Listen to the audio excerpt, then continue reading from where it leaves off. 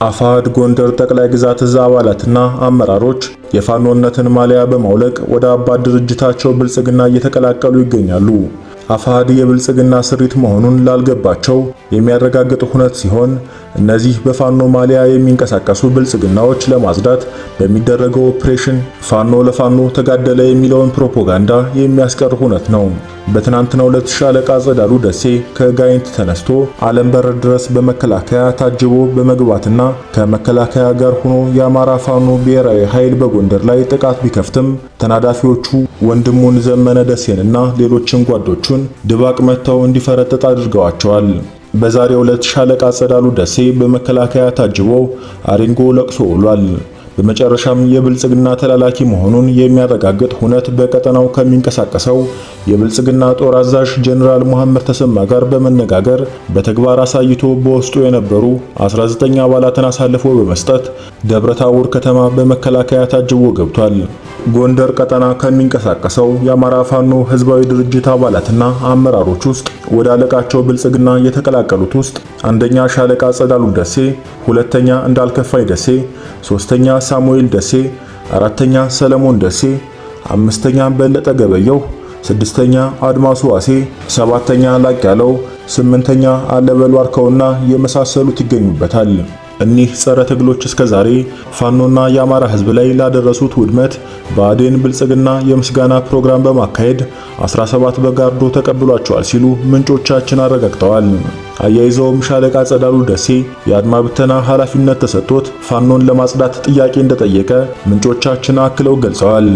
በመጨረሻም ሳታውቁት ከአማራ ፋኖ ህዝባዊ ድርጅት ጋር የምትንቀሳቀሱ አባላትና አመራሮች ካላችሁ ከአማራ ፋኖ ህዝባዊ ድርጅት በመውጣት የአማራ ፋኖ ብሔራዊ ኃይልና የአማራ ህዝብን ይቅርታ ጠይቃችሁ ራሳችሁን እንድታድኑና ወደ ትክክለኛው የፋኖ አደረጃጀት እንድትገቡ አማራዊ ጥሪያችንን እናስተላልፋለን።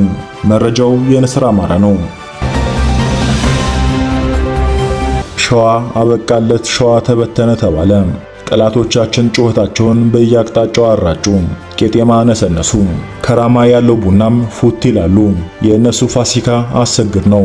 ጮቤ እየረገጡ ላውሊያቸው ያቀረቡትን ጠቦት ሊባረኩ አጋድመው እግሮቹን ጠፍረው የሚያዙት። የተሳለው ቢላ በግልገሉ ላይ አረፈ። ግራና ቀኝም አመላለሱት። የሚቆረጥ የሚበጠስ አንገት ግን የለም። የተዘጋጀው በግ ንጉሥ ነውና በልጁ ልዑል ደሳለኝ ዙፋኑም ስልጣኑም ጠና።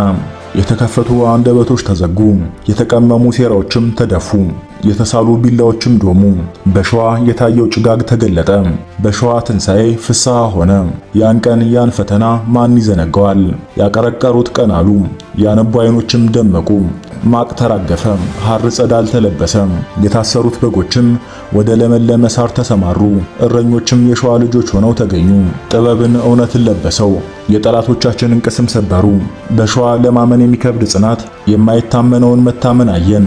የአማራ ፋኖ በሸዋ ልዑል ደሳለኝን ይዞ ብቅ አለ። ኢንጂነር ደሳለኝ ሲያስብ ሸዋ የአባቱን የኮሎኔል አሰግድ አደራን ተቀብሎ ሸዋን ወደፊት ሊወስድ የወንድሞቹን ደም ሊያደርቅ ትልቁን ፈተና ተቀበለ። ሸክሙ ቀላል አይደለም። መተማመን ጀግንነትን፣ አንድነትን ይጠይቃል። የሸዋ ትግል እንደምታስበው ቀላል አይደለም። ለመጋፈጥ ያስፈራል። ወዲህ በወንድምህ ወዲያ በጠላትህ የማያቋርጥ ዘመቻ ይከፈትብሃል። በውቅያኖስ ወጀብ ጀልባህ እንዳትናወጥ የማድረግ ያክል እጅጉን ፈታኝ ነው።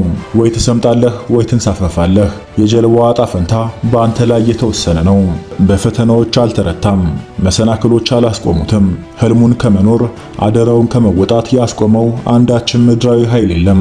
ከሸዋ ወሎ አስቸጋሪ መልክዓ ምድርን ሰንጥቆ ጎጃም የገባው የአዲሱ ትውልድ ታማኝ ሰው ጎጃም ሲገባ ተሰድረው የቆሙ ተራሮች ተቀበሉት። ሸለቆው ከቋራ በላይ የገረፈ አቀፈው። አንድ ጠብታ ውሃ በጉሮሮ አላገኘም። ጓዶቹን አስከትሎ የተምዘገዘገው ኢንጂነር ደሳለኝ ሲያስብ ሸዋ የአባይ ሸለቆ በረሃን ተቋቁሞ በሌላኛው አቅጣጫ ጉዞ ከሚያደርገው የአርበኛ አስረስ ማረ ዳምጤና የአርበኛ ዋርካው ምሬ ወዳጆ ልኡካን ጋር በመገናኘት እጅግ ደስ የሚል ወንድማማችነት በተሞላበት ጉዞ ጎጃምን መሃል ለመሃል በጠራራ ፀሐይ እየተገማሸሩ በህዝባቸው መካከል አለፉ። ጉዞ ወደ ቃል ኪዳኗ ምድር ጎንደር ቋራም ሳምንታትን የወሰደው አስቸጋሪ የአንድነት ጉዞ አጠናቀቀ። ጠይም መልከ መልካም ነው። ዘለግ ያለው ወጣት በዝምታ የተዋጠ ነው። ሲበዛ ቁጥብ፣ አንደበቱ ከቁም ነገር ውጭ አይከፈትም። ዝምታው ያስፈራል። ሁሌም በአስተውሎትና በብልጠት ይራመዳል። የእግሩ ኮቴ እንኳን ሲራመድ አይሰማም። ጸባዬ ሰናዩ ኢንጂነር ደሳለኝ ሲያስብ ሸዋ በርካታ ጀግኖችና ምሁራን ያሉበትን የአማራ ፋኖ በሸዋ እየመራ ዛሬ ለተገኘው የቋራ ቃል ኪዳን ታላቅ ዋጋ ከፍሏል። ሚኒሊክ የቴዎድሮስን ራዕይ ጫፍ እንዳደረሰው ያሰግድ ራዕይ በጎንደር ቋራ ሰምሯልና ደሳለኝ። ይህንን ታሪካዊ ቀን በጉጉት ስትጠብቁት የነበራችሁ የአማራ ፋኖ በሸዋ አመራሮችና አባላት እንኳን ደስ ያላችሁ። ውድ የመፈነን ሚዲያ ቤተሰቦች ወቅታዊና ታማኝ መረጃዎች እንዲደርሷችሁ ቻናሉን ሰብስክራይብ በማድረግ እንዲሁም መረጃው ከተመቻችሁ ላይክ እና ሼር በማድረግ ለብዙዎች ተደራሽ እንዲሆን በማድረግ ኃላፊነቱን እንዲወጡ ስል ወደ ቀጣይ መረጃ አለፍኩ። ጠላትን ታርጌት ያደረገ የቦምብ ጥቃት ተፈጸመ። በእነማይ ወረዳ ወይራ ጉሬዛም ቀበሌ በውስጥ አርበኞች ግንቦት 4 2017 ዓ.ም ከቀኑ 11 ሰዓት ተኩል በሻይ ቤት ሲዝናኑ በነበሩ አጥባይ ለብሴ ሚኒሻዎች በተሰነዘረ የቦምብ ጥቃት አንድ ያገዛዙ መከላከያ ሲሸኝ 6 የሚኒሻ አባላት ከባድና ቀላል ቁስለኛ ሆነዋል። ከዚህም ውስጥ አንድ እግሩ የተቆረጠ ሚኒሻ፣ ሌሎች በቢቸና የመጀመሪያ ደረጃ ሆስፒታል መግባታቸው ተረጋግጧል። በዚህ የቦምብ ጥቃት የተበሳጨው ጨፍጫፊው ያገዛዙ ኃይል 3 ንጹሃን ወጣቶችን ረሽኗል። ከዚህ ጋር ተያይዞ በንጹሃን እህቶቻችን ወንድሞቻችን ላይ ዛሬም ጠላት ባደረሰው ጉዳት መላው ህዝባችን ከባድ ሐዘን ላይ መሆኑን አረጋግጠናል። ማሳሰቢያ በ8ኛ በላይ ዘለቀ ክፍለ ጦር ስር የምትገኙ በከተማም ይሁን በአንዳንድ የገጠር ቀበሌዎች ያላችሁ ማህበረሰቦቻችን በሙሉ ጠላት ይዞት በሚገኘው ቦታዎች ስር ያሉ ብርጌዶች በጠላት ላይ ታርጌት ያደረጉ የቦምብ ጥቃቶች ሊፈጸሙ ስለሚችሉ ከጠላት ጋር ምንም አይነት እንቅስቃሴ ይሁን አብሮ በመቀመጥ አብሮ በመጠቀም በሚፈጠረው ክስተት ኃላፊነቱን ራሳችሁ እንደምትወስዱ እናሳስባለን ሲሉ ገልጸዋል። የአማራ ፋኖ በጎጃም ሁለተኛ ተፈራ ዳምጤ ክፍለ ጦር ልምድ ልውውጥ አደረገ። የሁለተኛ ተፈራ ዳምጤ ክፍለ ጦር አመራሩን ወደ ብርጌዶች ስምሪት በመስጠት ድጋፍና ክትትል ሲያደርግ ቆይቶ በመጨረሻም የአማራ ፋኖ በጎጃም ከፍተኛ አመራሮች በተገኙበት የብርጌዶች የልምድ ልውውጥ አድርጓል። ይህ አንድነት እንዲመጣ ውጣ ወረዱን ተቋቁማችሁ ደከመኝ ሰለቸኝ ሳትሉ ብዙ ዋጋ ለከፈላችሁ የአማራ ፋኖ በጎጃም ከፍተኛ አመራሮች በተለየ አጋጣሚ ሁለተኛ ክፍለ ጦር እንደ ተቋም እዚህ ደረጃ እንዲደርስ ላበረከታችሁት ከፍተኛ አስተዋጽኦ በሁለተኛ ክፍለ ጦር ስም ምስጋናችን ከልብ ነው ሲሉ ገልጸዋል። የአማራ ሕዝብ እየደረሰበት ያለው ጅምላ ጭፍጨፋ፣ እስርና እንግልት ለመቀነስ በአምስቱም ብርጌዶች ተንቀሳቅሳችሁ ለውጤት ላበቃችሁን የሁለተኛ ክፍለ ጦር አመራሮች ልትመሰገኑ ይገባል ሲሉ የሁለተኛ ተፈራ ዳምጤ ክፍለ ጦር ሕዝብ ግንኙነት ኃላፊ አለማየሁ መለስ ገልጸዋል።